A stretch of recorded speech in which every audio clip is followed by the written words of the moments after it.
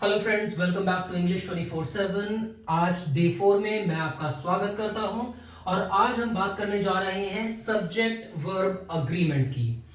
दोस्तों, subject verb agreement क्यों जरूरी है उसके लिए मैं आपको समझाऊंगा कि सब्जेक्ट वर्ब अग्रीमेंट होता क्या है।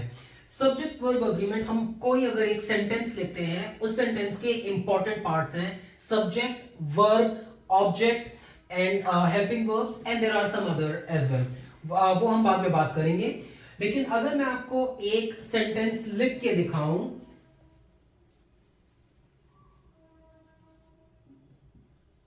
द चाइल्ड आर स्लीपिंग,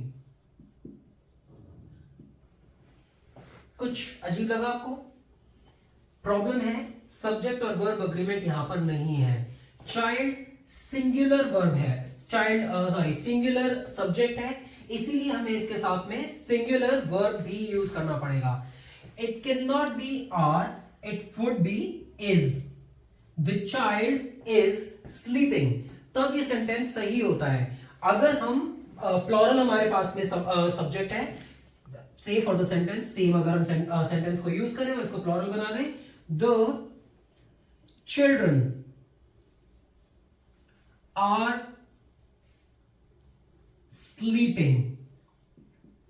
अब ये ठीक होगा क्योंकि यहां पर हम लोगों का जो सब्जेक्ट है ये प्लॉरल है, इसीलिए हम लोगों का जो वर्ब है और हेल्पिंग वर्ब है इट शुड बी प्लॉरल। ये सेंटेंस अब ठीक है। अब आपको यहां पर समझ में आएगा कि जब हम लोगों के पास में एक सब्जेक्ट है, सब्जेक्ट अगर प्लॉरल है या सिंगुलर है, उसी के अकॉर्डिंग हम लोगों का जो वर्ब और हेल्पिंग वर्ब है वो भी सिंगुलर या प्लॉरल होंगे। अगर हम इसको प्रेजेंट इंडेफिनिट टेंस में बात करें, द चाइल्ड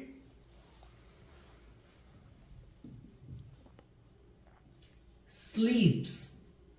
स्लीप्स हमारी सिंगुलर वर्ब है और चाइल्ड क्योंकि हमारा सिंगुलर सब्जेक्ट है इसलिए यहां पर ये सही है।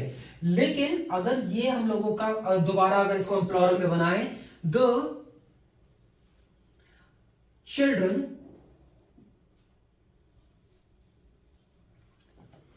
स्लीप, क्योंकि ये प्लॉरल सब्जेक्ट है इसीलिए हम लोगों को प्लॉरल वर्ब है। द हमने यूज किया है, आर्टिकल्स को हम द क्यों यूज करते हैं, द, ए, एन, वो मैं आपको डिटेल में समझाऊंगा। लेकिन द तब यूज होता है जब हम किसी एक स्पेसिफिक बच्चे के बारे में बात कर रहे हैं जिसके जो हमें पता है। तो इसका मतलब ये child, it is identified subject, हमें पता है हम किस स्पेसिफिक बच्चे के बारे में बात कर रहे हैं, इसीलिए हमने द यूज किया। अगर ये हम एक कॉमन इन जनरल सभी बच्चों के बारे में बात कर रहे होते तो इट वुड हैव इन, तो द की जगह ए आता, ए चाइल्ड स्लीप्स, बच्चा सोता है। लेकिन हमने द यूज किया, दैट मींस हम एक स्पेसिफिक बच्चे के बारे में बात कर रहे हैं, इसलिए हमने द आर्टिकल यहां पर यूज किया है। तो अभी हम लोगों ने आर्टिकल्स के बारे में समझा, अभी हम लोगों ने सब्जेक्ट के बारे में समझा और अभी हमने वर्ब के बारे में समझा और इन दोनों के रिलेशनशिप के बारे में समझा कि सब्जेक्ट और वर्ब के बीच में अग्रीमेंट क्या होना चाहिए।